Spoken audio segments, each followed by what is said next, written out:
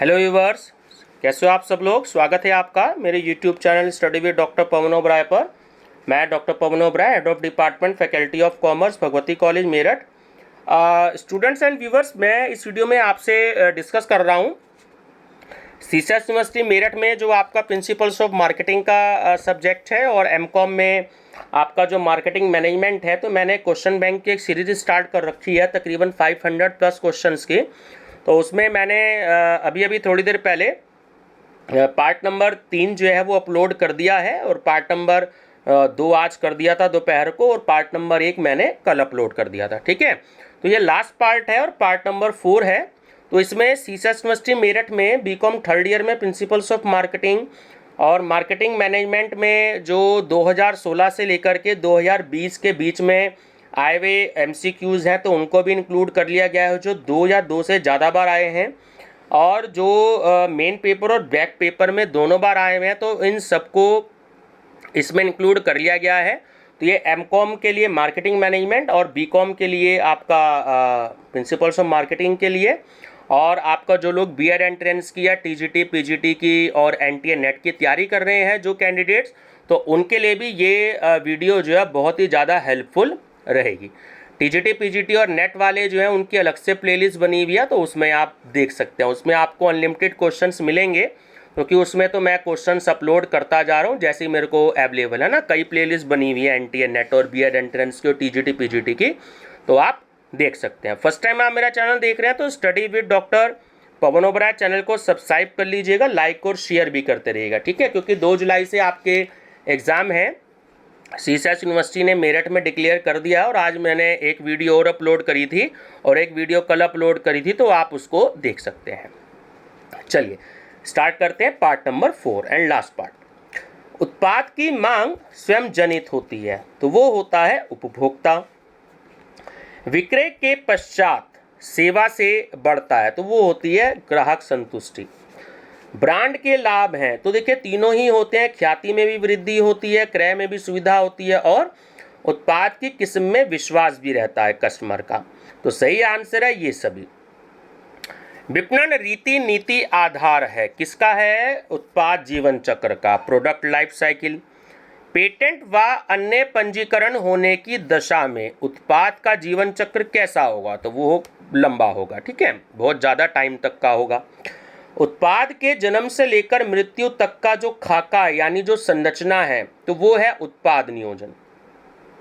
कारखाने में हम श्रृंगार सामग्री का उत्पादन करते हैं और दवा की दुकानों पर आशा को बेचते हैं। ये वाक्य किसने कहा है? तो ये चार्ल्स रेवसन ने कहा है। यदि किसी उपक्रम के उत्पाद विशेष की बिक्री अनुमानों के अनुरूप नहीं हो रही है तो समाधान के विकल्प होंगे। तो तीनों होंगे, उत्पाद की किस्म में परिवर्तन, प्रभावशाली विज्ञापन और वस्तु के मूल्य में कमी करना। तो सही आंसर है ये सभी। सुविधा उत्पाद की मुख्य विशेषताएं हैं तो तीनों ही है, क्रय की अधिक बारंबारता, शीघ्र प्रयोग और उत्पाद टिकाऊ नहीं होते। ठीक है, तो सही आंसर है ये सभी। फर्नीचर, महिला परिधान, कीमती साड़ियाँ और महंगे बर्तन उदाहरण है, वो है बिक्रीगत उत्पाद के। RS डावर के अनुसार उत्पाद के प्रमुख प्रकार होते हैं तो वो होते हैं 3। निम्नलिखित में से उत्पाद मिश्र की संरचना में शामिल है तो तीनों पहलू शामिल हैं। उत्पाद मिश्र का विस्तार पहलू, गहराई पहलू और संगतता पहलू, तो ये सभी पहलू शामिल होते हैं। मूल्य संबंधी नीतियों का उपभोक्ता अध्ययन में महत्व, तो तीनों बिल्कुल सही ऑप्शन है कि उपभोक्ता व्यवहार वस्तु की मूल्य नीति को प्रत्यक्ष रूप से प्रभावित करता है। प्रतिष्ठित वस्तुओं की कीमतें अधिक हो सकती हैं और उपयुक्त वस्तुओं की कीमत उचित होनी चाहिए। तो डी ऑप्शन सही है कि उपयुक्त सभी। निम्नलिखित में से कौन सी मूल्य निर्धारण विधि लागत पर आधारित नहीं होती है? तो वो होती है आपकी स्थायी मूल्य विधि। ठीक है, निम्नलिखित में से कौन सी मूल्य निर्धारण रीति सम विच्छेद विश्लेषण, ब्रेक इवन एनालिसिस पर आधारित है? तो वो है लक्षित मूल्य निर्धारण नीति। उत्पाद नीति और वितरण माध्यम नीति दोनों एक दूसरे के समर्थक होते हैं। जब एक वस्तु किसी दूसरी वस्तु के समान उपयोगिता रखती है तो वो कहलाती है स्थानापन्न। जैसे कॉफ़ी का स्थानापन्न है चाय। टिकाऊ वस्तुओं में शामिल है हाथ घड़ी। ठीक है, देखिए मैं थोड़ा सा हिंदी मीडियम वाले बच्चों को बता दूं कि ड्यूरेबल गुड्स और नॉन ड्यूरेबल गुड्स होते हैं ना, इंग्लिश में हम कहते हैं टिकाऊ और अटिकाऊ वस्तुएं। टिकाऊ वस्तुएं मतलब ड्यूरेबल गुड्स हो गई जो थोड़े से ज़्यादा टाइम के लिए चलती हैं, जैसे हाथ घड़ी बहुत सालों तक चलती है। ठीक है, आपके बर्तन हो गए वो बहुत टाइम तक चलते हैं, फर्नीचर हो गया, टीवी हो गया, ये सारे बहुत टाइम तक चलते हैं। ठीक है, मोबाइल हो गया, तो ये सारे ज़्यादा समय तक चलते हैं, तो इन्हें हम कहते हैं ड्यूरेबल गुड्स यानी कि टिकाऊ वस्तुएं। और नॉन ड्यूरेबल गुड्स यानी कि जो अटिकाऊ वस्तुएं होती हैं, मतलब से खाना एक बारी में खाया ख़त्म हो गया, दूध चाय हमने एक बारी में पी ली ख़त्म हो गई, सिगरेट एक बार में पी ली ख़त्म हो गई। ठीक है, पानी एक बार में पी लिया ख़त्म हो गया। तो ऐसी चीज़ें जिसका हम एक बार में यूज़ करते हैं, ब्रेड खाई ख़त्म हो गई, तो वो होती है हमारी नॉन ड्यूरेबल गुड्स। ठीक है, ये ध्यान रखिएगा। उत्पाद जीवन चक्र 4 अवस्थाओं से होकर गुजरता है: परिचय, वृद्धि, परिपक्वता और पतन। तो ये 4 बताई हैं फिलिप कॉटलर ने, ध्यान रखना। वैसे 6 होती हैं: introduction, growth, maturity, saturation, decline और ऑब्सोलेंसिस। ठीक है, ऑब्सोलेंसिस मतलब आपका अप्रचलन हो गया। ठीक है, और सैचुरेशन हो गया संतृप्ति। तो ये दोनों इसमें नहीं दे रखी हैं। वैसे 6 होती हैं हमारे इंडिया के हिसाब से, पर आपको यूनिवर्सिटी में अगर ये आता है तो यूनिवर्सिटी ने अपनी आंसर की में 4 ही फिक्स कर रखा, तो आप 4 पर ही टिक लगाइएगा, क्योंकि फिलिप कॉटलर ने तो खैर अपने फॉरेन कंट्री के हिसाब से दे रखा है, वहाँ के हिसाब से तो वहाँ 4 है उसके हिसाब से। ठीक है, आप 6 पे टिक मत करिएगा, नहीं तो आंसर आपका गलत हो जाएगा, खासकर सीसीएस यूनिवर्सिटी मेरठ में। हाँ, टीजीटी पीजीटी में अगर आता है या एनटीए नेट में तो वहाँ आप 6 दे सकते हो, बस सीसीएस यूनिवर्सिटी मेरठ में आप 4 ही दीजिएगा, नहीं तो आंसर गलत हो जाएगा। ठीक है, क्योंकि ये क्वेश्चन हर साल पूछा गया है, मेन पेपर में भी और बैक पेपर में भी। उत्पाद का जीवन होता है तो सीमित होता है। निम्नलिखित में से कौन उत्पाद जीवन चक्र की अवस्था नहीं है? तो वो है एकाधिकार। ठीक है, मोनोपोली। निम्नलिखित में से किस अवस्था में उत्पाद की मृत्यु हो जाती है? तो वो होता है पतन, डिक्लाइन। जिसे वैधानिक संरक्षण प्राप्त है तो वो क्या कहलाता है? ट्रेडमार्क। वारंटी का विचार किसके सिद्धांत पर आधारित है? तो वो है विक्रेता सावधान। ब्रांड का पंजीयन है तो वो है ऐच्छिक। उत्पाद नियोजन के तत्व में शामिल है तो तीनों ही शामिल है: उत्पाद निर्णय भी, उत्पाद मूल्य भी और उत्पाद की किस्म भी। तो सही आंसर है ऑप्शन डी, ये सभी।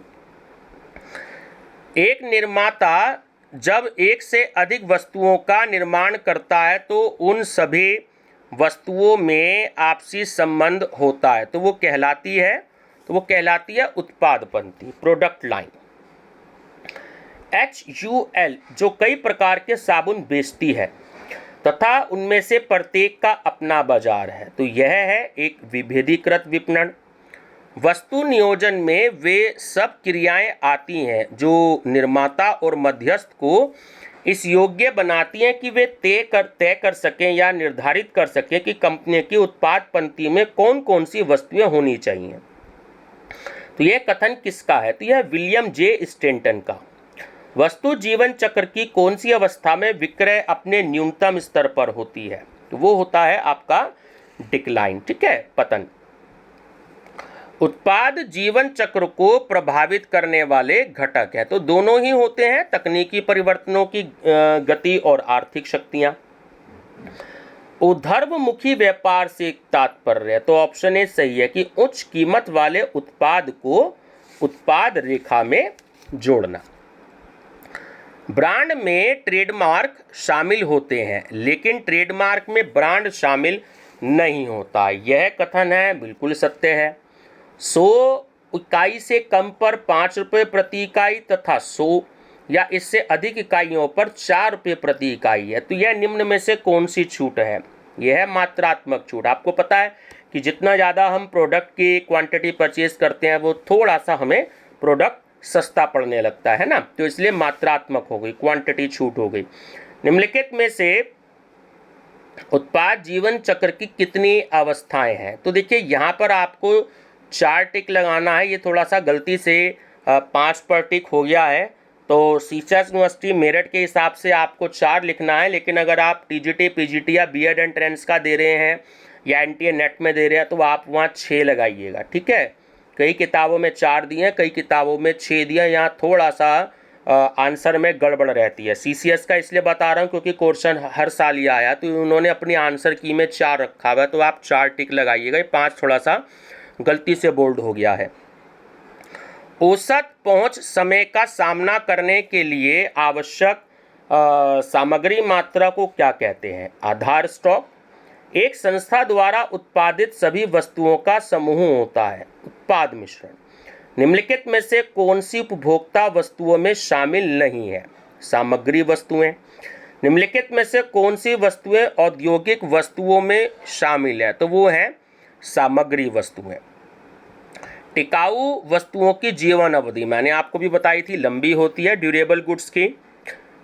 परिपक्वता की अवधि अवस्था में बिक्री की मात्रा होती है तो बहुत उच्च होती है, ठीक है। परिपक्वता को इंग्लिश में मैच्योरिटी कहते हैं। उत्पाद जीवन चक्र एक विपणन प्रबंधक को निर्णय लेने में सहायक होता है। तो तीनों सही हैं, एक पूर्वानुमान उपकरण के रूप में भी, नियोजन उपकरण के रूप में भी और नियंत्रण उपकरण के रूप में भी। तो सही आंसर है ये सभी। निम्नलिखित में से कौन सा कदम उत्पाद जीवन चक्र के विस्तार हेतु उठाया जा सकता है? तो उत्पाद संशोधन, नवीन बाजार और नवीन उपयोग, है ना। तो सही आंसर है ये सभी। स्कंद नियंत्रण की यानी कि आपका इन्वेंट्री कंट्रोल, ठीक है, या स्टॉक कंट्रोल की किस विधि के अनुसार स्कंद की मदें, स्कंद को इंग्लिश में स्टॉक कहते हैं या इन्वेंट्री कहते हैं, कि मदें कीमत और महत्व के आधार पर वर्गीकृत की जाती है? तो वो होती है एबीसी तकनीक, है ना, ऑलवेज बेटर कंट्रोल एनालिसिस या टेक्नोलॉजी। एबीसी विश्लेषण किया जाता है तो वो रहतिया स्तर जो स्टॉक लेवल होता है उसको कंट्रोल करने के लिए। ब्रांड तथा ट्रेडमार्क दोनों पर्यायवाची शब्द हैं, यह वाक्य बिल्कुल गलत है। ब्रांड ट्रेडमार्क ब्रांड का कानूनी रूपांतर है, ठीक है। मैंने आपको पंचीपेठा का एग्जाम्पल दिया था लास्ट वीडियो में, तो ये है आपका बिल्कुल सत्य कि ट्रेडमार्क जो है ब्रांड का कानूनी रूपांतर होता है, ठीक है। एक एकाधिकारी डैश मूल्य नीति को अपनी विक्रय योग्य वस्तुओं के लिए अपनाता है, तो वो है मलाई उतारने वाली विधि। जब एक उत्पादक अपनी उत्पादित सभी वस्तुओं के लिए एक ही ब्रांड को प्रयोग में लाता है तो उसे हम कहते हैं पारिवारिक ब्रांड। वस्तु नवाचार के मुख्य कारण है, तो प्रतियोगिता, बाजार परिवर्तन और जोखिम, तो ये सभी होते हैं। उपभोक्ता उत्पादों की सही वितरण आपकी वाहिका है, तो डी उत्पादक, थोक विक्रेता, फुटकर विक्रेता और उपभोक्ता, ठीक है। ध्यान रखिएगा, सबसे पहले वो कंपनी या मैन्युफैक्चरर से, प्रोड्यूसर से होलसेलर पे जाती है, फिर रिटेलर पे जाती है, फिर कस्टमर के पास में आती है। यह बताइए कि निम्नलिखित में से कौन सा कथन सही है? तो ए सही है कि मूल्य नीति उच्च प्रबंध द्वारा निर्धारित की जाती है। शराब, सिगरेट, प्रसाधन सामग्री किसके उदाहरण हैं? तो ये परिपक्व उत्पाद के हैं। निम्नलिखित में से कौन सा उत्पाद विकास प्रक्रिया का प्रथम चरण है? तो वो है नवीन उत्पाद विचारों का सृजन। भारत में कौन से संगठन ने ट्रेडमार्क के रजिस्ट्रेशन को प्रारंभ किया? तो इन तीनों में से कोई नहीं है, ठीक है। सही आंसर है उपयुक्त में से कोई नहीं। उत्पाद उद्धारणा शब्द का सबसे पहले उपयोग किसने किया? बहुत बार पूछा गया, थियोडोर लेविट ने। उत्पाद के प्रमुख प्रकार होते हैं, देखिए ये 2 गलत आंसर है ना, 3 है, मैंने पिछली वीडियो में भी बताया है। जो प्रोडक्ट है वो 3 प्रकार के होते हैं, ठीक है। निम्नलिखित में से यह बताइए कि कौन सा कथन सही है? देखिए ए सही है, प्रत्येक उत्पाद एक पृथक ब्रांड होता है। वस्तुओं की संख्या के आधार पर ब्रांड है तो वो होता है अम्ब्रेला ब्रांड। भारतीय ट्रेडमार्क अधिनियम कब लागू हुआ? तो ये 1900 1940 में हुआ। देखिए वैसे दोनों आंसर दे रखे हैं, मैं आपको बात बताऊं, आप 1940 को करेक्ट मानिएगा। एक बार तो सीसस यूनिवर्सिटी ने 1940 दे रखा और एक बार 1946 दे रखा है, ठीक है। मेरे हिसाब से सही आंसर 1940 है। मैं आपको साथ के साथ बताता जा रहा हूँ जिस क्वेश्चन में कहीं थोड़ी सी कन्फ्यूज़न है। तो सरकार को अनेक वस्तुओं पर मूल्य लागू करने का अधिकार प्राप्त है, तो वो है आवश्यक वस्तु अधिनियम 1955। उत्पाद मिश्र को प्रभावित करने वाले घटक हैं, तो विपणन, उत्पाद और वित्तीय, ये सभी हैं। उत्पाद निर्णय में शामिल है, तो उत्पाद मद, उत्पाद पंक्ति और उत्पाद मिश्र, तो सही आंसर है ये सभी, ठीक है। उपभोक्ता उत्पादों का उप वर्गीकरण है, तो सुविधाजनक उत्पाद, बिक्रीगत उत्पाद और विशिष्ट उत्पाद, ठीक है। सही आंसर है ये सभी।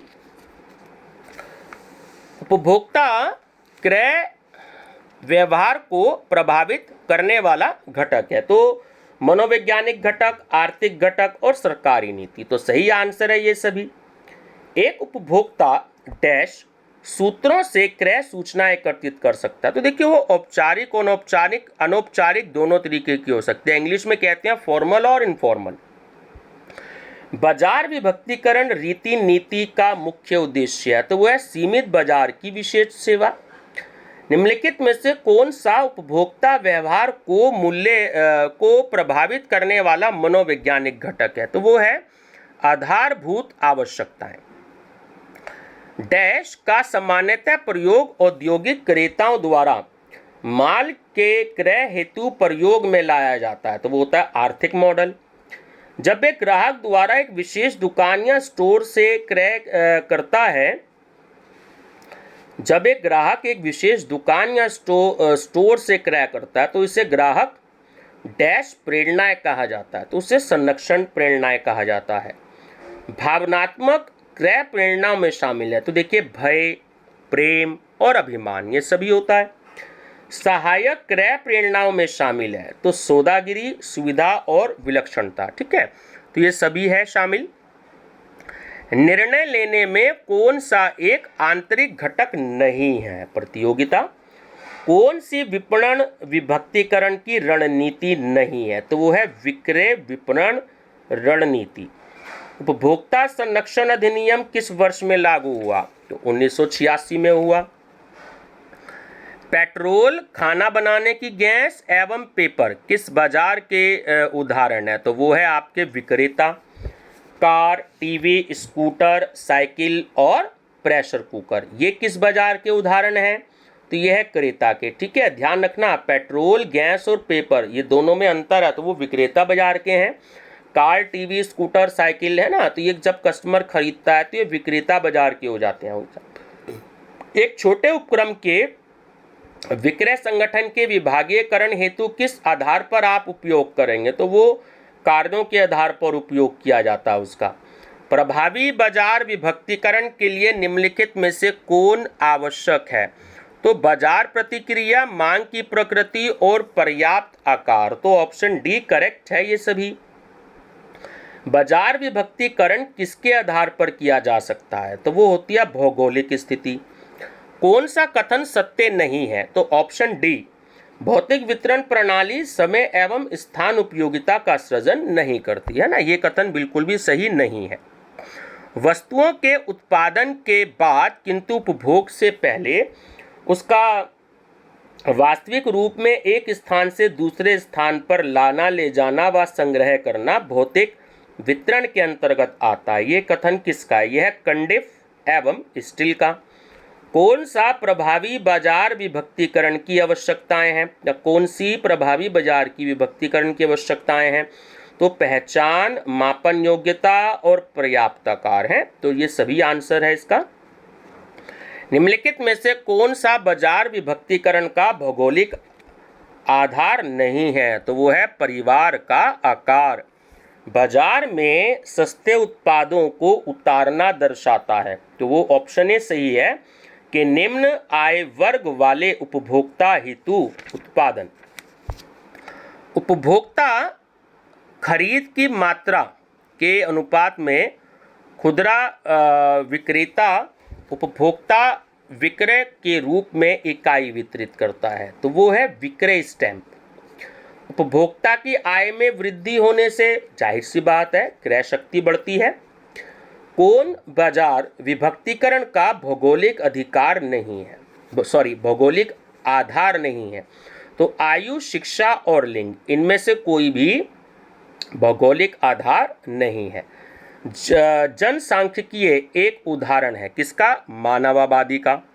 इसको इंग्लिश में कहते हैं जनानकी, एक्चुअली ये इंग्लिश में हम इससे कहते हैं डेमोग्राफी, ठीक है, ध्यान रखिएगा। जनानकी दूसरा शब्द है इसका। कौन सा आधार उपभोक्ता बाजार विभक्तीकरण का नहीं है? तो व्यवसाय की प्रकृति। जनानकी बाजार विभक्तीकरण के आधार में शामिल है, तो देखिए परिवार का आकार, राष्ट्रीयता और सामाजिक जाति, ऑप्शन डी करेक्ट है ये सभी। प्राथमिक क्रय प्रेरणाओं में शामिल है, तो आराम, सामाजिक स्वीकृति, खाना और पीना, ये सभी शामिल है। दीर्घकालीन मांग का पूर्वानुमान किस विधि से लगाया जा सकता है? तो एक तो न्यूनतम वर्ग हो गई और दूसरी अंतर्गणन एवं बाह्य गणन, ठीक है, इंटरपोलेशन एंड एक्सट्रापोलेशन, तो बी और सी दोनों विधियों से। विपणन मांग पूर्वानुमान की कौन सी रीति नहीं है? तो मितव्ययी आदेश मात्रा नीति है ना, इकोनॉमिक ऑर्डर क्वांटिटी, जिसे आप शॉर्ट में EOQ कहते थे। मनोविश्लेषणात्मक मॉडल को प्रतिपादित किया है, तो ये फ्रायड ने किया है। उपभोक्ता व्यवहार को प्रभावित ना करने वाला कौन सा आर्थिक घटक है? तो वो है सामाजिक आवश्यकताएं। उपभोक्ता का व्यवहार भावनाओं या भावनात्मक प्रतिक्रिया से संबंधित है, तो वो है भावात्मक घटक। निर्णय जैसे आवास संबंधी, बाह्य मनोरंजन हेतु फर्नीचर के लिए हो आदि, जो पति और पत्नी संयुक्त रूप से लेते हैं, तो वो होता है समधर्मी निर्णय, ठीक है। चलिए, उपभोक्ता संचालित विपणन विचारधारा में बॉस किसे माना जाता है? उपभोक्ता को। किस शताब्दी के मध्य तक उत्पादक बाजार उपभोक्ता बाजार में परिणत होने लगा? तो वो है 20वीं शताब्दी। उपभोक्ता व्यवहार संबंधी सिद्धांत में क्या सम्मिलित है? देखिए तीनों हैं मेथड ये कि तीनों सिद्धांत है कि स्वाभाविक बनाम सीखी हुई प्रेरणाएं, भावात्मक बनाम विवेकपूर्ण प्रेरणाएं और उपभोक्ता चल बनाम उत्पाद चल, तो ऑप्शन डी करेक्ट है ये सभी। विपणन की दृष्टि से वस्तु को उन सुविधाओं का पुलिंदा माना जा सकता है जो उपभोक्ताओं को प्रस्तुत की जा रही हैं, तो ये कथन किसका है? ये है डॉक्टर RS डावर का। बॉलीवुड नायिकाओं, जिसे स्टार्स भी कहते हैं, कि पहली पसंद लक्स साबुन है, यह उदाहरण है किसका है? तो यह भावात्मक प्रेरणाओं का। ग्राहक समाज का एक हिस्सा है, इसलिए ऑप्शन ए कि विपणन संगठन भी समाज से जुड़ा होना चाहिए। CRM की फुल फॉर्म है, कई बार आया है क्वेश्चन, कस्टमर रिलेशनशिप मैनेजमेंट, ठीक है, ये एक सब्जेक्ट भी है MBA में, कहीं कहीं पर BBA में भी होता है, ठीक है। तो व्यूवर्स, इसमें ये एक्चुअली 23 मिनट की वीडियो हो चुकी है, तो एक्चुअली इसमें जो है अभी मेरे पास कुछ क्वेश्चंस और हैं, तो इसको जो है मैं पार्ट 5 में आपसे डिस्कस कर लेता हूं, क्योंकि अभी जो है कम से कम इसमें मेरे पास में 70 के आसपास क्वेश्चंस और हैं, तो वीडियो ज़्यादा बड़ी हो जाएगी, तो हम इसको अगली वीडियो में डिस्कस कर लेते हैं, ठीक है। तो पार्ट 5 मैं इसका बना दूंगा, तो आप जो है उसको बाद में डिस्कस करते सकते हैं, अगली वीडियो में पढ़ सकते हैं, ठीक है व्यूवर्स। तो वीडियो पसंद आए तो लाइक, शेयर, सब्सक्राइब जरूर कर दीजिएगा। मेरा चैनल नेम है study with doctor Pawan Oberoi. Thank you.